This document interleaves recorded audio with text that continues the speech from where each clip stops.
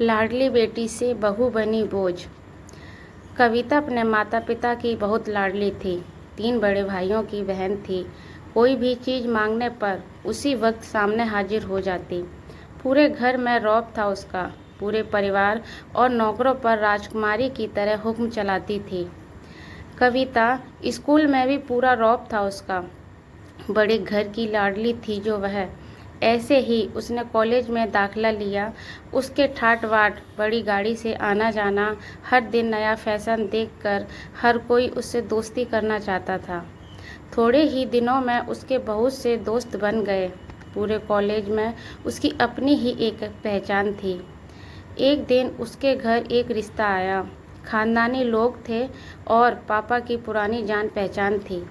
उसके साथ कविता के साथ कोई जोर जबरदस्ती नहीं थी, पर कविता ने फिर भी हाँ कर दी, क्योंकि वह अपने परिवार से बहुत प्यार करती थी। वह जानती थी कि वह लोग उसका अच्छा ही सोचेंगे। लड़के का नाम राज था। राज काफ़ी पढ़ा लिखा और समझदार लड़का था। ससुराल वाले भी बहुत अच्छे थे। ससुराल में कविता की जगह वैसी ही थी जैसी कि मायके में। कोई भी कार्य कविता की सलाह के बिना नहीं होता था। सबकी लाडली बहू बन गई थी वह। फिर उसके घर एक बेटे का जन्म हुआ। राहुल कविता को जान से प्यारा था। पोता पाकर ससुराल वाले तो फूले नहीं समाते थे। कविता कभी कभी सोचती थी उसकी किस्मत कितनी अच्छी है। उसका हर अपना उसे कितना प्यार करता है। चाहे जीवन में कैसा भी समय आए, मेरे अपने हमेशा मेरे साथ रहें। मैं कभी अकेली नहीं हो सकती। कितनी खुशकिस्मत हूँ मैं। पर शायद कविता की खुशियों को उसकी अपनी ही नज़र लग गई थी। एक दिन वह मायके जाने की जिद कर बैठी। राज को बहुत काम था, लेकिन वह फिर भी उसे ले गया। रास्ते में उसकी गाड़ी अन्य गाड़ी से टकरा गई। कविता, राज और राहुल बहुत बुरी तरह जख्मी हो गए। काफ़ी दिनों के इलाज के बाद राज और राहुल तो ठीक हो गए, लेकिन कविता पूरी तरह ठीक न हो सकी। सर पर चोट लगने के कारण वह अपनी आंखों की रोशनी खो बैठी। अब कविता की किस्मत जैसे उल्टे पांव चलने लगी। मायके वाले कुछ दिनों तक उसे मिलने आते रहे, फिर कभी कभार फ़ोन ही करके पूछ लेते कि अब कैसी है। धीरे धीरे यह सिलसिला भी कम हो गया। ससुराल वालों की सहानुभूति भी कम होने लगी। घर में किसी को पास बैठने के लिए कहती तो जवाब मिलता, बहुत काम है, अब तुम भी तो हाथ नहीं बटा सकती हो। राज भी चिड़चिड़ा हो गया था। बस राहुल ही था उसके साथ, जिसके साथ हंसते खेलते उसका वक्त गुजरता। एक दिन कविता के हाथ से कुछ सामान गिर गया, जिसकी वजह से राहुल को हल्की सी चोट लग गई। कविता के पास ससुर ने राहुल को उसने अलग कर दिया कि कहीं उसके ना देखने की वजह से बच्चे को कोई नुकसान ना हो जाए। कविता अंदर से टूट चुकी थी। एक दिन उसने सबके सामने मायके जाने की इच्छा रखी, तो राज को तुरंत मायके छोड़ आया, जैसे कि वह भी राहुल यही चाहता था। लेकिन राहुल को उसके साथ नहीं भेजा गया। कविता कभी राहुल से दूर नहीं रहती थी, पर अपनी कमी के कारण उसने ज़्यादा बहस नहीं की। कविता को लगा कि वह 3-4 दिन वहाँ रहेगी तो थोड़ा हवा पानी बदल जाएगा, क्योंकि वह कितने दिनों से कहीं भी बाहर नहीं गई थी।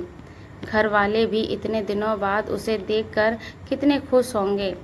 कविता के घर पहुंचने पर सब लोग बहुत खुश हुए। खाने में सब कुछ कविता की पसंद का ही बनाया था।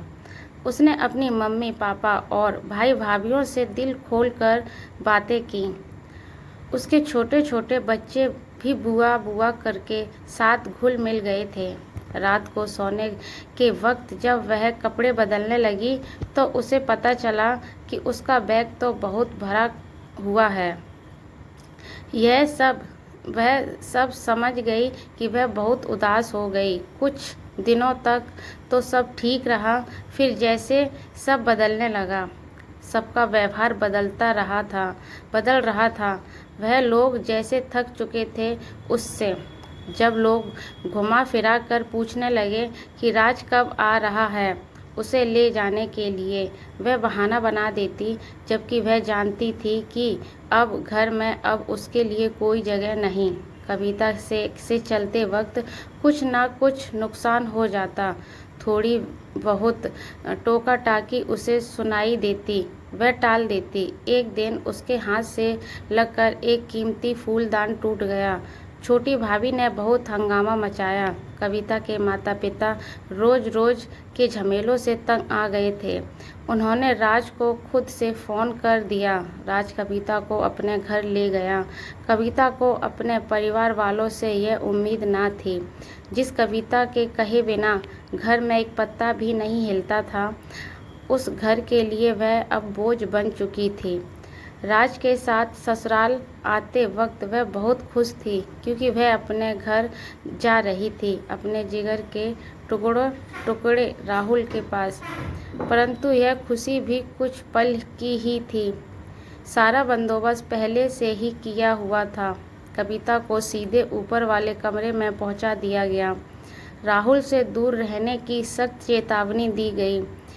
एक कामवाली लता को उसकी जिम्मेदारी सौंपी गई, जो उसके खाने पहनने जैसी ज़रूरतों का ध्यान रखती।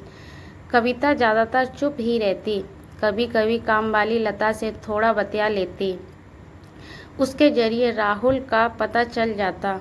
सबकी लाडली बेटी बहू सबके लिए लाडली से बोझ बन चुकी थी।